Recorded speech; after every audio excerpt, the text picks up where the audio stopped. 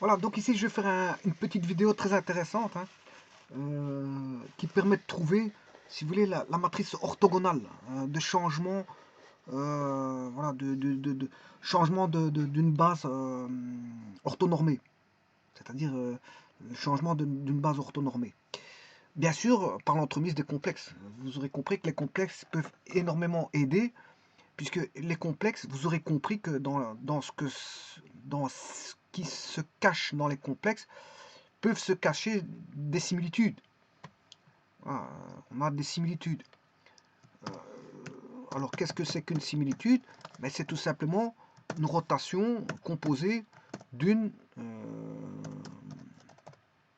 rotation composée ou suivie d'une homothétie. Voilà. C'est une rotation suivie d'une homothétie. Ou d'une homothétie suivie d'une rotation. Bon, si vous faites rotation rond, homothétie composée de leur rotation, c'est la même chose. Voilà. On a l'associativité, donc ouais, je m'excuse, la commutativité. Que vous fassiez la rotation d'abord et l'homothétie après, ou l'homothétie d'abord et la rotation après. Bon, là on a de la commutativité, donc il n'y a aucune contradiction qui peut se produire parce que c'est justement permis. C'est permis. On peut permuter. Donc on peut avoir une homothétie suivie d'une rotation. Alors je vous rappelle que rotation, translation, réflexion sont des cas d'isométrie. Hein. Donc les rotations et leurs composés, bien sûr. Hein.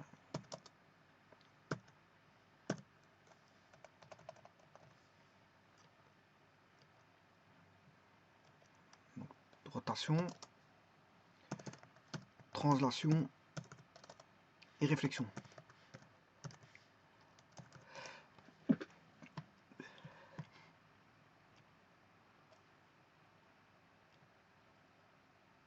Alors, ce sont des cas d'isométrie, notamment leurs composés. Si je fais une rotation suivie d'une translation, une translation suivie d'une rotation, une réflexion suivie d'une translation et d'une rotation, voilà, tout ça, ce sont des isométries, c'est-à-dire qu'on conserve les distances.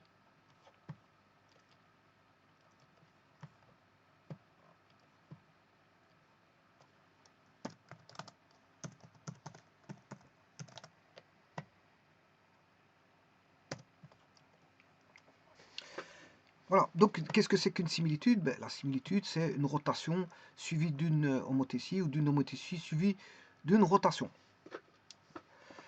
Alors, je vous rappelle que j'avais pu faire une vidéo qui considérait que les différentes similitudes qu'on retrouvait dans les nombres complexes, bien sûr ici je suis dans le plan de Gauss, je me situe dans le plan de Gauss,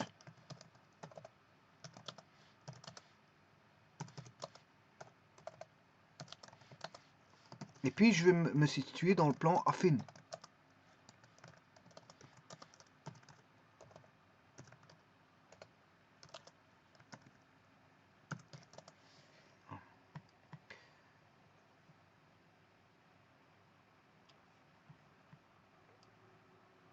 Alors je passais du plan de Gauss dans le plan affine pour faire ce qu'on appelle voilà, un changement de base orthonormée.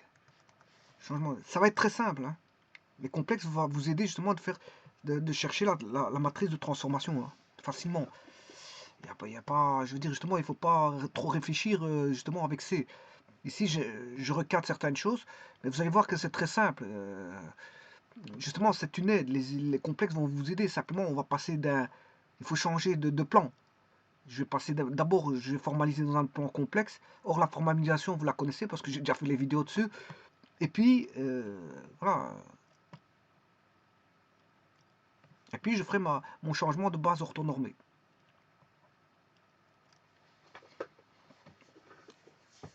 Alors, je vous rappelle qu'est-ce qu'est similitude. Bon, les puissances, les multiplications sont des cas de similitude, hein. Les multiplications dans C sont des cas de similitude. Les puissances, puisque les puissances, c'est tout simplement des multiplications, hein, c'est Z1 fois Z2 fois 3 petits points fois Zn, et bien sûr les racines énièmes. Les racines énièmes vont subir des rotations, des similitudes, des rotations. Donc dans tout ça, il y a des rotations. Si ce n'est qu'ici, le module il va être divisé par ρ. Enfin, le module va être une racine énième. Voilà. Donc l'homothétie, ce sera autant l'homothétie pour la puissance, ce sera ρ exposant n, autant pour la racine énième, ce sera l'homothétie, ce sera racine énième de ρ. Bon, et donc la racine énième, bien sûr, c'est un cas de similitude.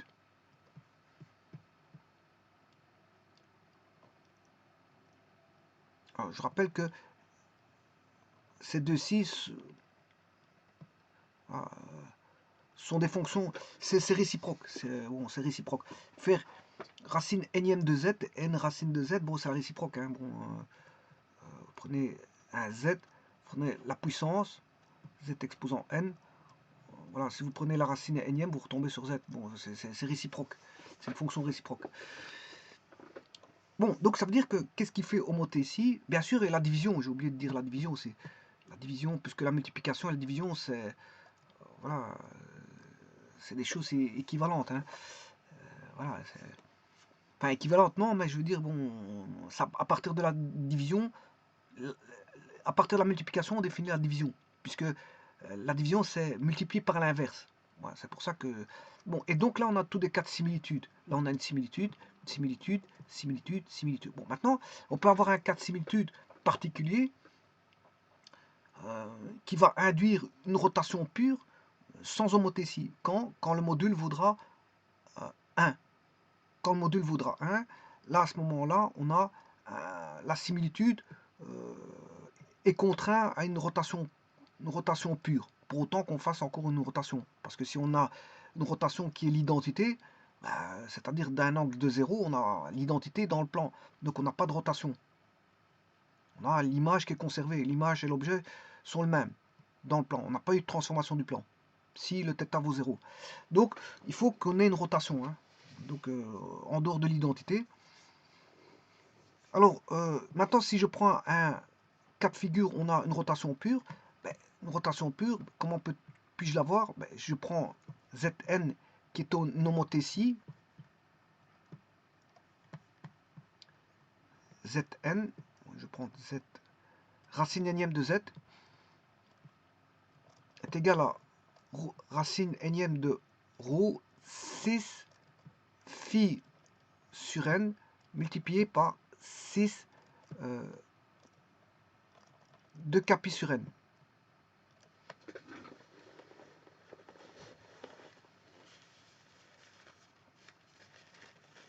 Bon.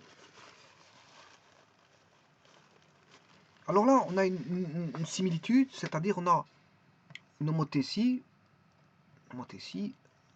Là, on a un angle de référence, de départ. Et par rapport à cet angle de départ-là, on a bien sûr un repère circulaire qui va faire les rotations. Les rotations, bien sûr, de celui-là, de 6 phi sur n, on va avoir une rotation de 2 capi sur n avec k variant de 0 à n-1. Et là, on retrouve les racines énièmes de 1. Bon. Alors maintenant, supposons que on ait ρ égale 1. Ρ égale 1. Donc là, à ce moment, on n'a pas d'homothétie, on n'a plus de similitude, on a affaire à une rotation pure. Voilà, on a une rotation pure. Donc c'est-à-dire que on est amené à ceci. Et ça, qu'est-ce que c'est? À partir d'un angle 6 phi sur n, je m'excuse, eh bien, on a une rotation de variable de 2 k pi sur n. K variant de, bien sûr, pour 0, 1, 2, jusque n-1. Je suppose que k est plus grand que 2. Hein. N beaucoup plus grand que 2, n est un grand nombre et k beaucoup un grand nombre. Donc vous voyez que là, vous allez avoir affaire à des rotations. Donc, là, donc ce qui veut dire que là, on a une rotation pure. On a une rotation pure. Bon, donc ce qui veut dire que les 6 amènent une rotation. Donc cosinus plus j sinus phi amène à une rotation. Donc l'écriture suivante, cosinus phi plus j sinus phi est une rotation. C'est une rotation. Hein. Donc si vous voulez contraindre un complexe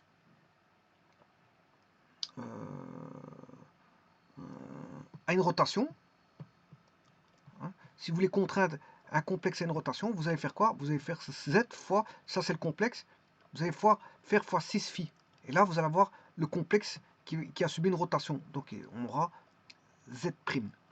Z', voilà. Bon, maintenant, si vous voulez étudier le module, vous calculez le module. Hein. Le module de 6 phi, bon, il fait 1. Donc il y aura une conservation du module, parce que celui-ci fait 1. On aura cos carré plus sinus carré phi. Cos carré phi plus sin carré phi, ça fait 1. Donc le module est conservé, c'est normal. Pourquoi? Parce qu'on a un cas d'isométrie. Hein. Il conserve voilà, les distances sont conservées. Donc fatalement, le module, il est conservé. On a un cas d'isométrie, je vous l'ai dit tout à l'heure. Bon, mais c'est pas ça qui importe.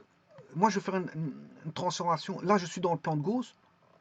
Donc, si je vais faire une rotation d'un complexe, Z' est égal à Z 6 phi. Voilà, ça c'est une rotation pure et simple. Alors, bien sûr, Z c'est X plus YJ. Voilà, 6 phi. Z', voilà. Alors, si je développe, on aura X plus YJ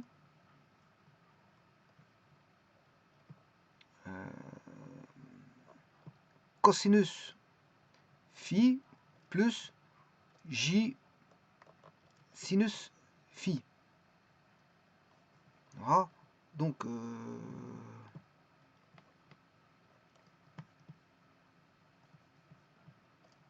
X cosinus phi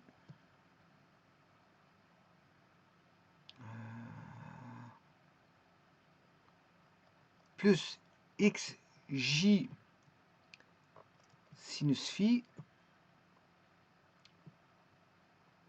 plus yj cosinus phi moins, c'est j carré, hein, y sinus phi. Alors, la multiplication elle est là.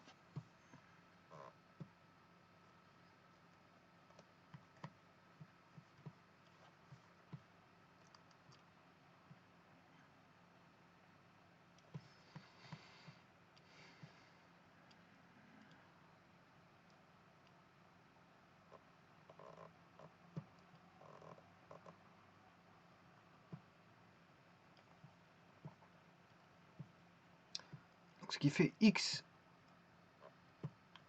cosinus phi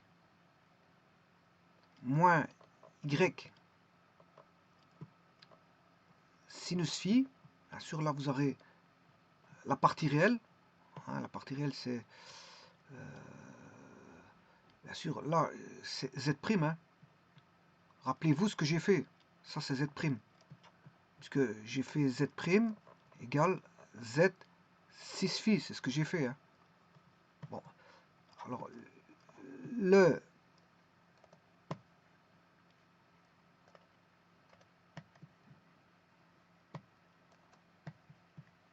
z' c'est x' plus y' j est égal à,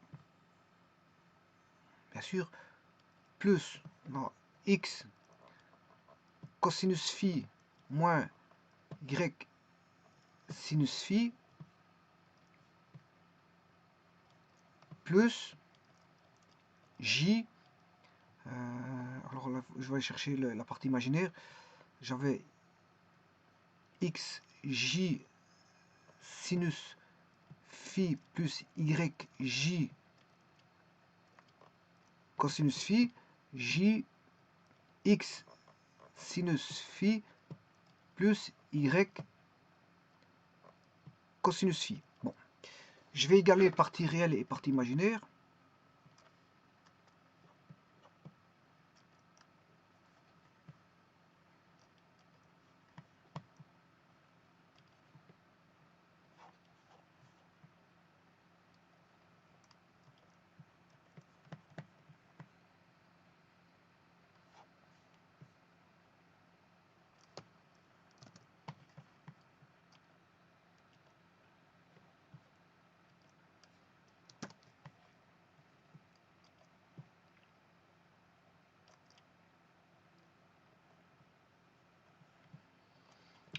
Donc que vos x'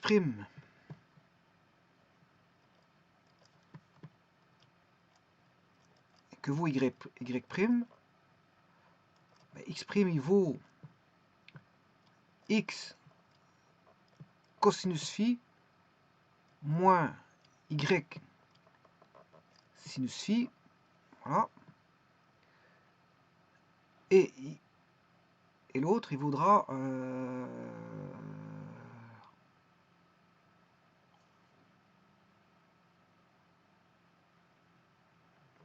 x sinus phi plus y cosinus phi. Eh bien, ceci, ce sont... si je passe dans le plan de affine maintenant, je repasse dans le plan affine, mais ça, ce sont c'est la matrice de changement de base. C'est la matrice de changement de base.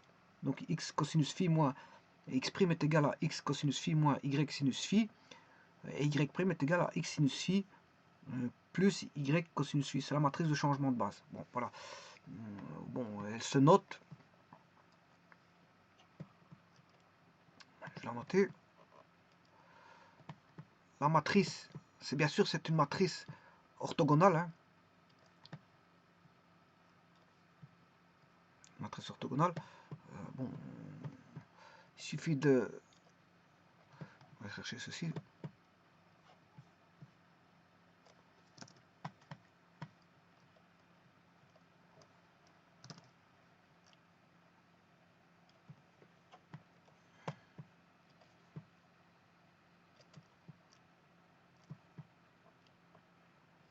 Maintenant, je suis dans le plan affine. Hein. Voilà, je suis redescendu dans le plan affine. Je ne suis plus dans le plan de Gauss. Hein. Alors, la matrice orthogonale, bien sûr, vous aurez deviné, c'est cos phi moins sinus phi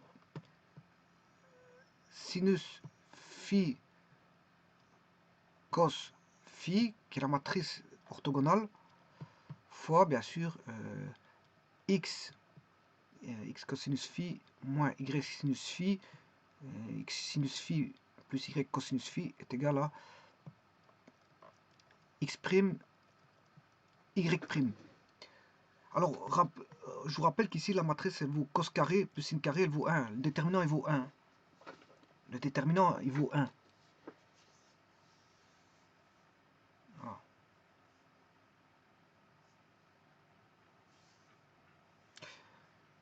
Alors,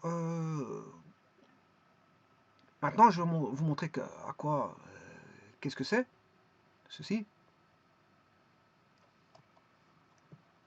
Donc, je suis passé, bien sûr, des complexes, plan de Gauss. Je suis passé du plan de Gauss. Au travers de la rotation, j'ai défini, voilà, dans le plan de affine, la matrice de changement de base. Bon, Matrice de changement de base, bien sûr, c'est une matrice de changement de base orthonormée. Hein. Voilà, c'est un changement de base orthonormée. C'est-à-dire, changement de base orthonormée, voilà.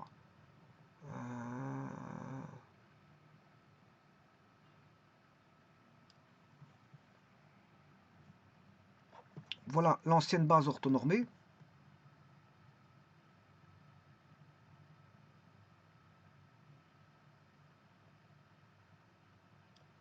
Ça, c'est l'ancienne base orthonormée.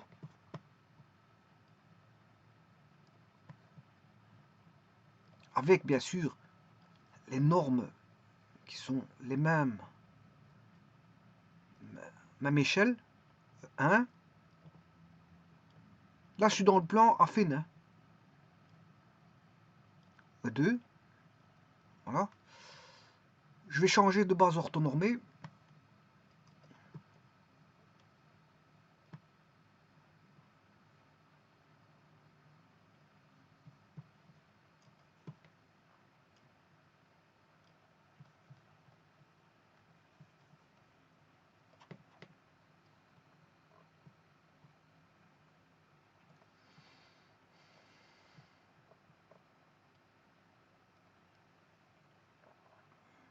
Alors, on va passer bien sûr de...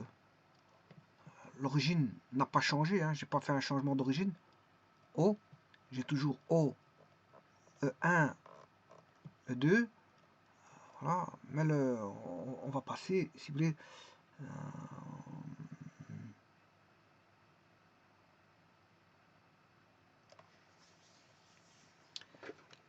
Donc on va indiquer, j'ai bien O, E1, E2. Et l'autre, il sera O. La base n'a pas changé, la même échelle. Bon, je ne l'ai pas très bien fait ici. Mais la base, elle va changer. Bien sûr, ça va pas être... C'est juste une rotation. Donc, si je fais une rotation...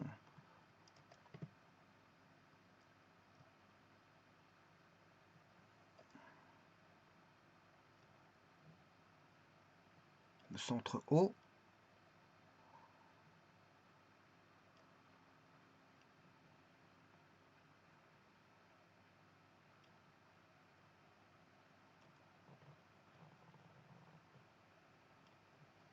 Hein.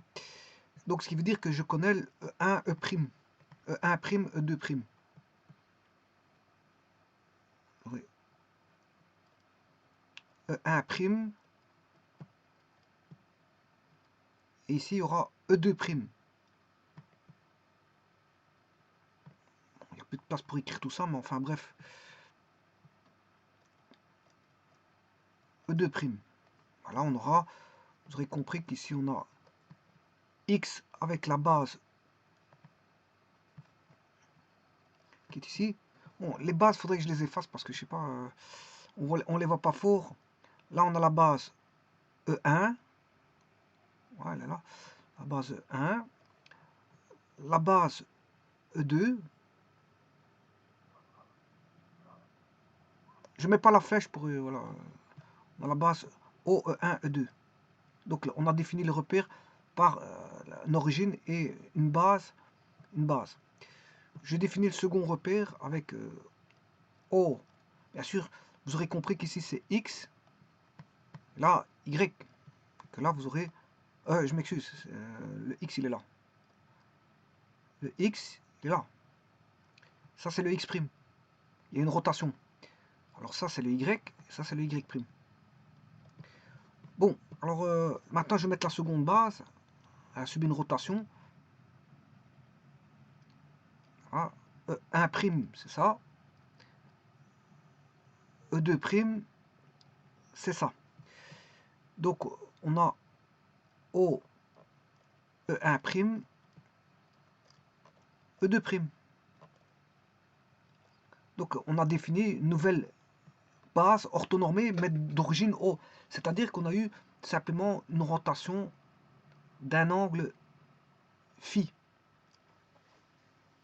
Un angle phi.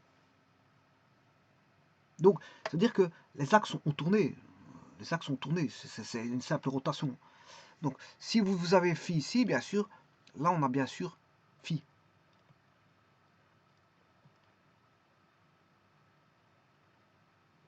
Voilà. Et donc là, si vous voulez, pour définir un triangle rectangle, là, et regardez qu'est devenu x' par rapport à un x donné. Voilà, côté adjacent,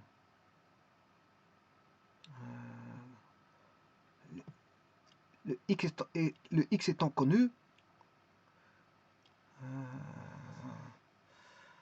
on recherche le nouvel x. Donc on aura, dans ce cas-ci, une rotation d'un angle phi. X est passé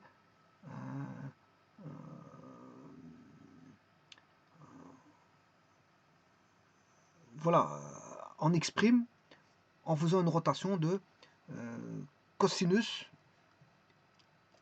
x est égal à cosinus phi x' moins sinus phi y'. Voilà. Et le y aura subi une rotation de sinus phi x' plus cosinus phi y'. Voilà, et ça, vous avez la matrice de changement de base qui est cosinus moins sinus, sinus et cosinus. Voilà, voilà.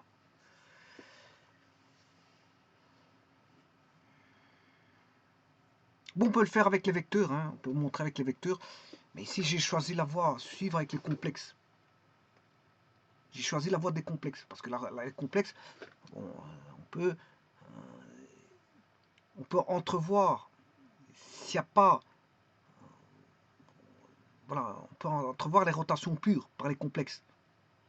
S'il n'y a pas d'homothétie, donc je ne considère pas une similitude, mais rien qu'une rotation pure, ben je peux manipuler les rotations. Or, vous voyez que si je passe d'un plan de Gauss à un plan affine, ben j'ai directement la matrice de changement de base, hein, d'office. Bon, maintenant, j'aurais pu le faire au niveau vectoriel. Voilà, je peux démontrer au niveau vectoriel. Bon, voilà.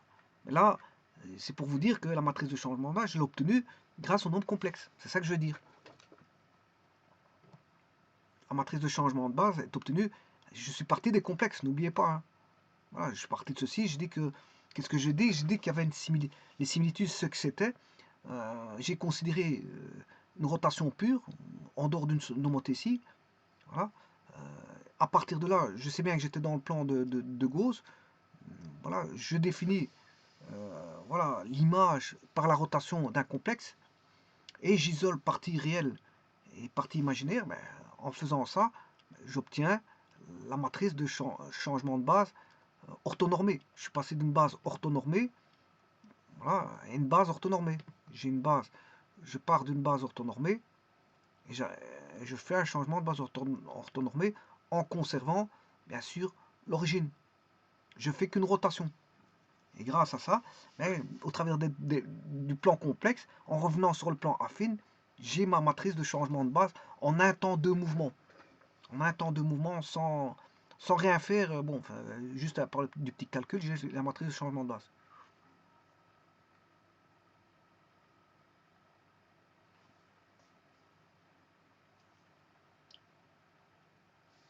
Voilà, je vous remercie.